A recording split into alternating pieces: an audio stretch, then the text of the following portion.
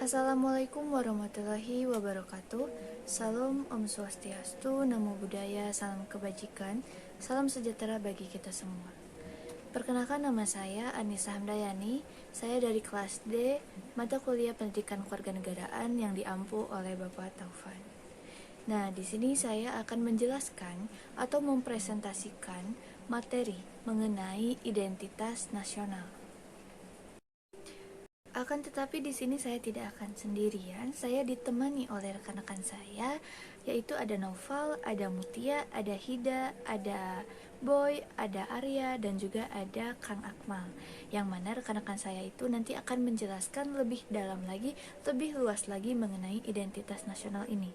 Di sini saya sebagai pemandu atau sebagai moderator dalam memandu presentasi mengenai identitas nasional ini. Nah, baik, kita langsung saja ke pengertian identitas nasional. Identitas nasional itu terdiri dari dua suku kata, yaitu identitas dan nasional.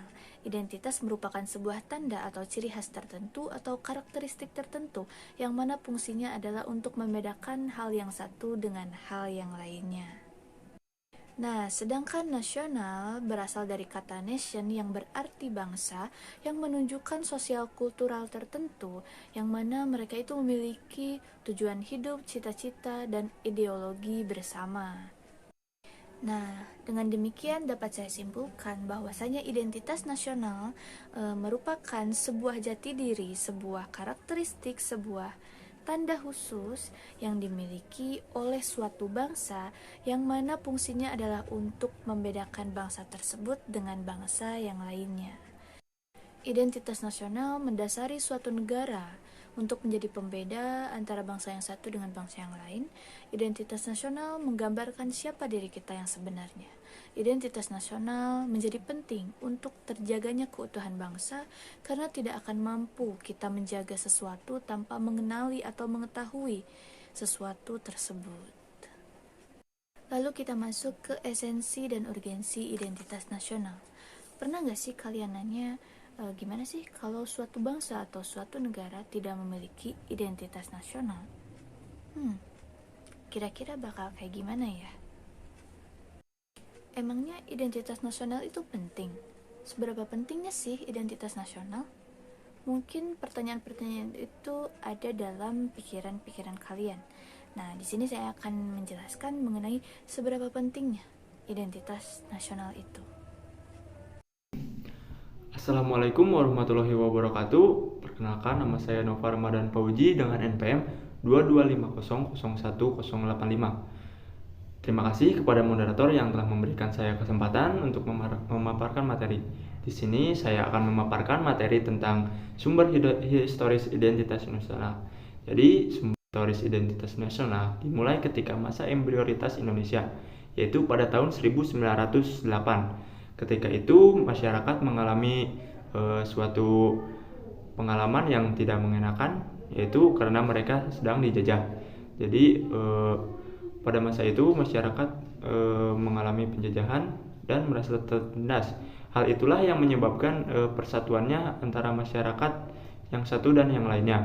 Lalu hal itu juga ditenggarai oleh pendidikan, yaitu pendidikan politik etis. Jadi pendidikan itu sangat mendukung juga terhadap pembangunan identitas nasional. Lalu yang selanjutnya adalah sumber sosiologis. Sumber sosiologis dari identitas nasional yaitu ketika masyarakat berinteraksi dengan masyarakat yang lainnya dan terjadilah pertukaran ilmu, budaya, dan perasaan yang sama, yaitu perasaan merasa terjajah. Lalu selanjutnya pembangunan identitas nasional juga dilakukan setelah kemerdekaan Indonesia, yaitu melalui pendidikan formal dan non formal. Sebagai contohnya, dalam pendidikan formal adalah ketika kita melakukan upacara pada hari Senin dan hari-hari nasional. Hal itulah yang membangun identitas nasional. Sekian dari saya, terima kasih. Saya kembalikan kepada moderator. Assalamualaikum warahmatullahi wabarakatuh. Nama saya Muhammad Akmal Kabir, NPM 2151060, PKN kelas D kelompok 1. Selanjutnya adalah pembahasan tentang unsur-unsur pembentuk identitas nasional. Sebagaimana penjelasan sebelumnya, bahwa identitas nasional sebuah bangsa tidak tercipta begitu saja secara serta-merta. Akan tetapi ada proses panjang yang dibaliknya dalam pembentukan identitas nasional. Menurut Robert De Ventos dikutip oleh Manuel Castells dalam bukunya The Power of Identity, beliau mengemukakan bahwa terbentuknya sebuah identitas nasional sebuah negara adalah hasil dari interaksi 4 faktor penting. Nah, apa saja 4 faktor penting tersebut? Yang pertama adalah faktor primer. Faktor primer terdiri dari etnisitas, teritorial, bahasa, dan agama. Jadi 4 hal ini adalah termasuk faktor primer dan faktor utama pembentuknya identitas nasional. Yang kedua ada faktor pendorong. Faktor pendorong terdiri atas perkembangan teknologi dan komunikasi, munculnya angkatan bersenjata modern, dan pembangunan sosial dalam masyarakat. Pembentukan identitas nasional yang dinamis ini dipengaruhi oleh potensi dan prestasi bangsa Indonesia dalam membangun bangsa. Selain itu, upaya tersebut didukung dengan partisipasi rakyat dalam memajukan bangsa Indonesia.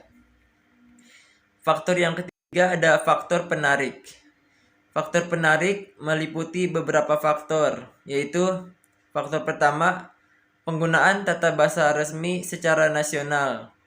Bahasa Indonesia merupakan alat pemersatu bangsa. Oleh karena itu, bahasa Indonesia menjadi bahasa resmi bangsa Indonesia. Yang kedua, tumbuhnya birokrasi. Yang ketiga adalah pemantapan sistem pendidikan nasional. Dan faktor yang terakhir yaitu yang keempat adalah faktor reaktif atau faktor pemicu munculnya identitas nasional sebuah bangsa. Faktor reaktif ini terdiri dari antara lain penindasan, dominasi, dan pencarian identitas. Bangsa Indonesia sendiri mulai menemukan jati dirinya dan hakikat tentang identitas dirinya saat mereka sadar bahwa mereka adalah bangsa yang selama ini dijajah. Mereka ini sadar bahwa mereka senasib dan seperjuangan. Oleh karena itu, mereka rasa perlu membentuk sebuah identitas untuk menjaga eksistensi dan kewibawaan sebuah bangsa. Terima kasih. Assalamualaikum warahmatullahi wabarakatuh. Perkenalkan, nama saya Arya Maulana Febrian dengan NPM 225001098. Saya akan mempresentasikan fungsi identitas nasional. Yang pertama ada alat pemersatu bangsa. Fungsi identitas nasional adalah sebagai alat untuk mempersatukan bangsa, khususnya bagi negara yang majemuk. Sebagaimana diketahui, Indonesia terdiri dari berbagai macam suku, agama, dan kebudayaan. Maka identitas nasional hadir untuk memadukan keberagaman masyarakat tersebut menjadi satu. Yang kedua, sebagai pembeda dengan bangsa lain. Identitas nasional merupakan ciri khas yang dibanggakan dari suatu negara. Terbentuknya identitas nasional akan menjadikan Indonesia menjadi unik dan mudah dikenali oleh dunia. Yang ketiga, sebagai landasan negara. Artinya, identitas nasional digunakan sebagai pegangan dan pijakan agar suatu negara dapat mewujudkan cita-citanya. Landasan negara Indonesia adalah Pancasila yang nilai-nilainya digali dari kebudayaan luhur bangsa. 5 nilai dasar inilah yang kemudian digunakan sebagai pedoman dalam kehidupan berbangsa dan bernegara. Yang keempat, perlindungan diri dari dampak buruk globalisasi. Globalisasi adalah proses integrasi internasional yang terjadi karena pertukaran perdagangan dunia, produk, pikiran, dan aspek-aspek kebudayaan lainnya. Globalisasi mendatangkan peluang sekaligus tantangan. Nah, cara untuk menyaring pengaruh globalisasi adalah dengan menjadikan identitas nasional sebagai rujukan. Sekian dari saya. Wassalamualaikum Warahmatullahi wabarakatuh. Perkenalkan, nama saya Mutia Triapsari. Saya dari kelompok 1. Di sini saya akan memaparkan presentasi materi dari faktor-faktor identitas nasional. Lahirnya identitas nasional adalah membutuhkan waktu yang sangat panjang dan penuh dengan perjuangan. Konsep identitas nasional merupakan sebuah hasil kemufakatan dari unsur-unsur masyarakat yang ada di negara tersebut. Identitas nasional suatu bangsa memiliki sifat, ciri, dan karakter yang unik. Hal tersebut ditentukan oleh beberapa faktor yang mendukung kelahiran identitas nasional. Adapun faktor-faktor yang mendukung munculnya identitas nasional bangsa Indonesia yaitu sebagai berikut. Pertama, faktor objektif yang membentuk Indonesia sebagai wilayah kepulauan yang beriklim tropis dan terletak di persimpangan jalan ke komunikasi antar wilayah dunia Asia Tenggara. Ikut mempengaruhi perkembangan kehidupan demografis, ekonomi, sosial, dan kultural bangsa Indonesia. Kedua, faktor subjektif. Hasil dari interaksi dan berbagai faktor tersebut melahirkan proses pembentukan masyarakat, bangsa, dan negara bangsa beserta identitas bangsa Indonesia yang muncul tak kalah nasionalisme berkembang di Indonesia.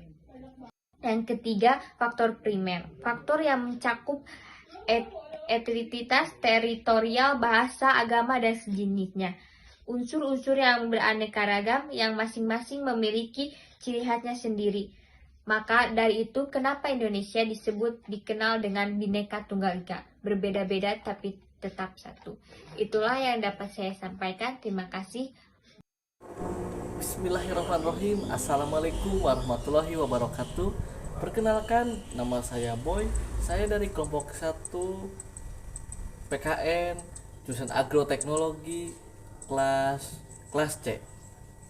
Saya ingin memaparkan kembali tentang materi yang saya presentasikan pada minggu yang lalu pada hari Senin secara online tentang bagaimana apa itu identitas nasional.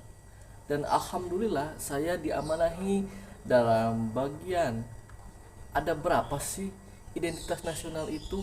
Dan di Indonesia ternyata teman-teman ada 3 ternyata. Yang pertama ada identitas fundamental, yang kedua ada identitas instrumental, yang ketiga ada identitas alamiah. Yang pertama, identitas fundamental. Fundamental, apa itu maksudnya fundamental sih? Ternyata fundamental menurut KBBI yang berarti aturan yang paling dasar, yang paling atas ya dari segala aturan dalam menjalankan, mengemban suatu negara supaya tidak melenceng terhadap situasional dan kondisi. Yang pertama ada Pancasila. Pancasila ada 5 sila. 5 sila, 5 dasar.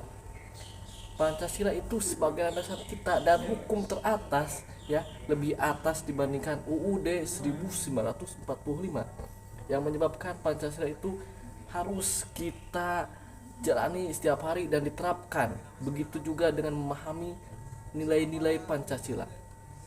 Yang kedua, ada UUD 1945. UUD 1945 ada 4 alinea yang setiap alineanya menjelaskan, menggambarkan bahwa penjajahan di atas dunia itu harus dihapuskan ya. Karena itu merupakan kegiatan yang tercela, negatif. Ya. Pembukaan UUD 1945 atau yang dikatakan preambul. Nah, preambul itu jangan dirubah, teman-teman. Karena kalau kita merubah sama saja kita dengan membubarkan bangsa Indonesia. Yang kedua, ada identitas instrumental. Dalam Undang-Undang 35 ayat 1 yang menyatakan bahwa bendera kita itu bendera Indonesia merah putih. Merah artinya perjuangan kita terhadap memerdekakan bangsa ini, bangsa Indonesia. Putih akan tujuan kita dalam cita-cita yang mulia mensejahterakan seluruh masyarakat Indonesia supaya bersatu dan merata. Namun hal itu tentu saja sangat susah ya teman-teman. Makanya dari kita harus ikut berkontribusi dalam pengamalan, penegakan, dan pemerataan sosial di setiap seluruh penjuru wilayah Indonesia. Yang selanjutnya ada 36 ayat, ada pasal 36 yang menyatakan bahwa bahasa kita itu adalah bahasa Indonesia. Ya, dulunya bahasa Indonesia itu tidak ada ya. Dulu itu bahasa Indonesia yang pertama kali kita lakukan adalah bahasa Melayu. Ya, makanya dulu itu kosakatanya cuman sedikit. Yang akhirnya semakin seiring berkembangannya zaman, kosakata itu meningkat dan alhamdulillah sekarang timbul berbagai macam kosakata yang menarik dan unik. Nah, Indonesia itu merupakan jalan tengah dari suatu bahasa, karena dulunya banyak orang-orang yang berdebat antara bahasa satu dengan bahasa lainnya. Bahasa Sunda pengennya bahasa Sunda, bahasa Papua pengennya bahasa Papua. Nah, kita ambil jalan tengahnya, bahasa Indonesia ya. Antara ide satu dengan ide yang lainnya dimasukkan, lahirlah bangsa Indonesia. Nah, itu bahasa Indonesia adalah sebagai bahasa nasional, identitas nasional, dan sebagai bahasa pemersatu ya, karena bahasa itu adalah instrumen bunyi mulut kedua laksana, bahwa bunyi itu, bahasa itu dapat kita ekspresikan, dapat kita ungkapkan sebagai identitas diri. Yang selanjutnya ada pasal 36 ayat A, yaitu lambang Garuda kita, lambang Indonesia kita adalah burung Garuda. Mengapa burung Garuda? Mengapa misalnya tidak kucing atau kura-kura? Karena burung Garuda melambangkan bahwa bangsa Indonesia itu besar, bangsa Indonesia itu kuat. Makanya kita memilih lambang negara kita adalah burung Garuda. Nah, sebelum burung Garuda, ternyata lambang negara kita itu pernah bersaing ya, dengan antara satu dengan yang lainnya ya, bersaingnya bersama Sultan Hamid II dan Muhammad Yamin. Mengapa bersaing? Karena diadakan sayembara dalam pembuatan lambang negara kita. Namun sayang, Muhammad Yamin harus tersingkirkan dikarenakan ada pengaruh unsur-unsur kejepang-jepangan sinar matahari. Nah, makanya Muhammad Yamin, mohon maaf, tidak dipilih. Yang dipilih Sultan Hamid II. Mengapa dipilih? Karena bagus, bersih, tidak ada unsur-unsur apapun. Nah, jadilah lambang negara kita burung Garuda yang diciptakan pertama kali oleh Sultan Hamid II. Beliau lahir di Pontianak dan pernah menjalani pelatihan militer di Belanda. Sungguh luar biasa, bukan? Nah, sekarang kita beralih ke pasal 36 ayat B, yaitu tentang lagu kebangsaan Indonesia Raya. Dulu teman-teman, lagu kebangsaan Indonesia Raya itu belum ada ya, belum ada lagu sebagai menggambarkan kita, perjuangan kita dalam memerdekakan bangsa Indonesia ya.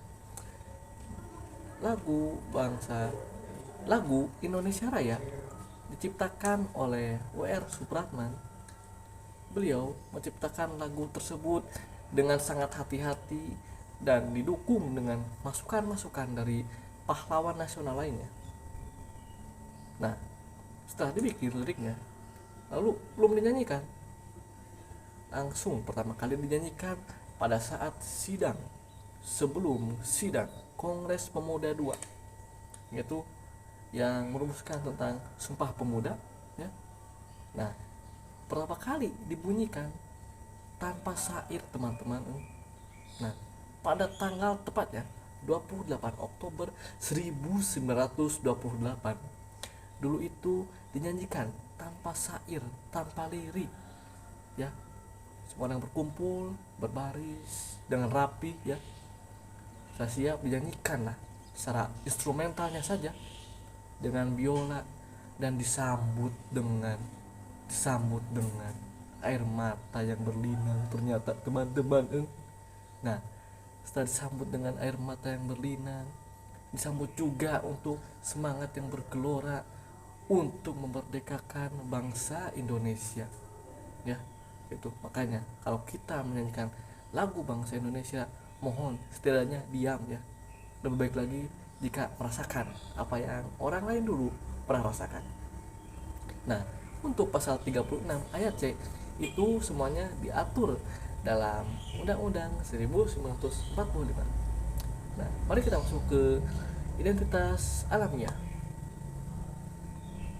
Identitas alamiah itu adalah merupakan secara kearifan lokal bahwa negara kita Indonesia, meskipun ada persatuannya, ternyata tidak boleh terhapuskan identitas nasional kita, identitas alamiah kita itu tidak dimatikan, ya.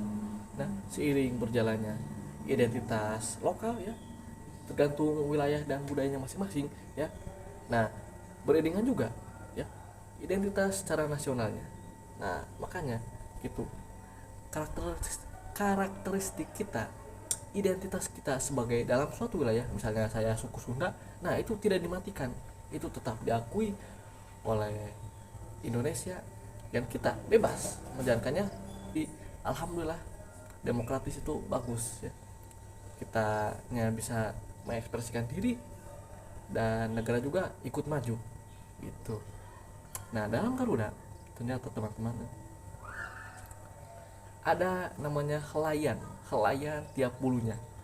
Di sebelah lehernya ada 45 helai bulu Garuda. Di sayapnya ada 17 helai bulu Garuda. Nah, lalu di ekornya teman-teman ada 8 helai bulu Garuda, yang artinya 17 Agustus 1945 ialah hari kemerdekaan Indonesia. Dan setelah Agustusan itu, setelah hari kemerdekaan itu, pada tanggal 18 Agustus 1945 bahasa Indonesia diresmikan, ya, pada tanggal 18-nya itu. Lalu di dadanya ada tameng, ya, yang menggambarkan lambang-lambang. Yang di tengah contohnya bintang, itu adalah ketuhanan yang Maha Esa, ya. Jadi setiap warga negara Indonesia berhak bebas memilih dan memeluknya agamanya masing-masing. Tapi kita juga sebagai masyarakat tentu saja harus toleransi, ya, ketika melewati tempat ibadah orang lain atau tempat ibadah. Ketika kita menggunakan knalpot bising, mohon maaf, ya, bisa kita sebagai rasa toleransi dimatikan terlebih dahulu, lalu didorong sedikit. Nah, setelah melewati ibadah tempatnya, kita bisa menyalakan lagi, silakan, ya, digas. Yang kedua, ada kemanusiaan yang adil dan beradab. Kita harus memperlakukan manusia itu semanusia mungkin, ya. Jangan kita memperlakukan manusia seperti hewan, manggil teman, manggil orang lain dengan sebutan hewan, itu tidak baik, ya, mohon diperhatikan. Yang ketiga, ada persatuan Indonesia, ya. Kita, ya, jangan jauh-jauh di sosmed, ya. Di sosmed itu mohon, ya, ujar-ujar kebencian yang menimbul konflik kontroversial dikurangi, ya. Mending langsung saja berhadapan sama orangnya langsung, ya, supaya lebih lepas dan sama-sama enak. Lalu yang keempat, ada kaitan yang dipimpin oleh hikmat kebijaksanaan dalam permusyawaratan perwakilan. Dalam dadanya burung Garuda itu menggambarkan ikon banteng, ya, banteng berwarna merah. Nah, maksudnya apa? Maksudnya kita itu bebas memberikan pendapat, ya, jangan dimatikan. Tentu saja Anda boleh mengkritik pemerintah, ya, jangan takut. Nah, setelah Anda mengkritik pemerintah, mohon diperhatikan tidak boleh ada kata yang menghina, ya. Tuh, kata menghina atau kata yang merendahkan. Silakan kritik sepadas mungkin, tapi jangan ada kata-kata yang kasar lah intinya ya. Tunaikan kewajiban kita, perjuangkan hak kita ya, harus imbang. Jangan menuntut hak kewajibannya belum dikerjakan ya. Mohon ya berkaca diri. Yang kelima, ada keadilan sosial bagi seluruh rakyat Indonesia. Maksudnya apa? Nah, dalam ikon burung Garuda itu adalah padi dan kapas. Kesejahteraan bagi seluruh rakyat Indonesia, bahwa makanan pokok kita sebagai warga negara Indonesia adalah nasi, beras. Nah, makanya kita harus senantiasa membantu ya. Jangan sampai tetangga kita mati karena kelaparan. Karena dosanya kalian tahu teman-teman, itu untuk semua ya. Hati-hati, iman kita belum sempurna apabila ada yang mohon maaf meninggal karena kelaparan. Entah itu agama pun, apapun, siapapun ya, agama apapun itu harus ditolong ya gitu. Lalu yang kedua contohnya seperti apa? Memerdekakan orang lain ya. Ketika kita sudah emang mampu, sudah kalau punya uang teh ya sembari disawer-sawerkan ya, dibuang-buang, dihambur-hamburkan, mending dipakai ya untuk memerdekakan orang lain. Ketika orang lain tersebut, maka dia akan merasa dirinya sangat tertolong dan memiliki rasa untuk memerdekakan orang lainnya juga. Nah gitu, jadi semakin berurutan hingga akhirnya merata dan kemiskinan yang diharapkan bisa berkurang. Bahkan jika sudah lama semuanya sudah sama rata gitu. Nah, jadi kesimpulannya adalah meskipun kita berbeda ya, barangkali meskipun kita berbeda ya, aku dan kamu berbeda, barangkali itu bisa menjadi kita. Nah, terima kasih. Segitu saja yang dapat saya sampaikan, cukup sederhana ya, tentang identitas nasional Indonesia. Itu ada instrumental, fundamental, dan alamiah. Nah, terima kasih. Wabillahi taufiq wal hidayah. Wassalamualaikum warahmatullahi wabarakatuh. Baik, terima kasih kepada moderator yang telah memberi saya kesempatan untuk menjelaskan materi tentang dinamika identitas nasional. Berangkat dari pengertian, apa itu dinamika? Dinamika adalah perubahan yang menyebabkan dampak tertentu pada suatu hal. Perubahan di sini dapat berupa kemajuan atau pengunduran. Nah, berikut adalah beberapa dinamika identitas nasional. Nah, yang pertama yaitu lunturnya nilai-nilai luhur dalam praktik kehidupan berbangsa dan bernegara. Contohnya yaitu rendahnya semangat gotong royong, rendahnya kepatuhan hukum, kepatuhan membayar pajak, kemudian rendahnya kesantunan, kepedulian, dan lain-lain. Kemudian yang kedua, nilai-nilai Pancasila belum dijadikan acuan dalam sikap dan perilaku sehari-hari. Contohnya tindakan serba instan, plagiat, mencontek, tidak jujur, kemudian tidak disiplin, kebiasaan merokok, dan lain-lain. Kemudian yang ketiga, rasa nasionalisme dan patriotisme yang luntur dan memudar. Nah, ini contohnya lebih bangga dan mencintai bangsa asing, lebih bangga dengan prestasi bangsa lain dibanding bangsa sendiri, kemudian lebih mencintai produk asing daripada produk sendiri. Kemudian yang keempat yaitu lebih bangga menggunakan bendera asing dibanding bendera sendiri, dan lebih bangga menggunakan bahasa asing dibanding bahasa sendiri. Memang tidak ada salahnya kita untuk mempelajari bahasa asing, tapi jangan sampai kita lupa dengan bahasa sendiri atau sampai melupakan bahasa sendiri. Kemudian yang terakhir yaitu lebih menyukai simbol-simbol asing dibanding simbol-simbol atau lambang negara sendiri. Nah, kemudian lebih mencintai dan mengapresiasi lagu-lagu asing dibanding lagu-lagu daerah sendiri. Nah, di sini kita sering melihat beberapa kasus bahwa warga negara Indonesia itu lebih banyak mendengarkan lagu-lagu asing dibanding lagu-lagu daerah sendiri. Nah, pada hakikatnya semua unsur formal, baik secara langsung maupun tidak langsung diterapkan, perlu dipahami dan dilaksanakan sesuai dengan peraturan yang berlaku. Di sini permasalahannya terletak pada Sejauh mana warga negara mengetahui dan memahami dirinya sebagai warga negara yang baik, yang beridentitas sebagai warga negara Indonesia. Oleh karena itu, warga negara yang baik akan berupaya untuk belajar secara berkelanjutan agar menjadi warga negara yang bukan hanya baik tetapi juga cerdas. To be smart and good citizen. Sekian dari saya kembalikan ke moderator. Maka bangsa tersebut tentulah akan sangat kacau. Bisa saja bangsa tersebut tidak diakui oleh bangsa lain karena tidak memiliki identitas. Nah, lalu bisa saja bangsa tersebut mendapat ancaman. Bangsa yang tidak memiliki identitas rawan sekali mendapat ancaman. Tidak hanya itu, bangsa tersebut juga akan banyak terjadi perpecahan.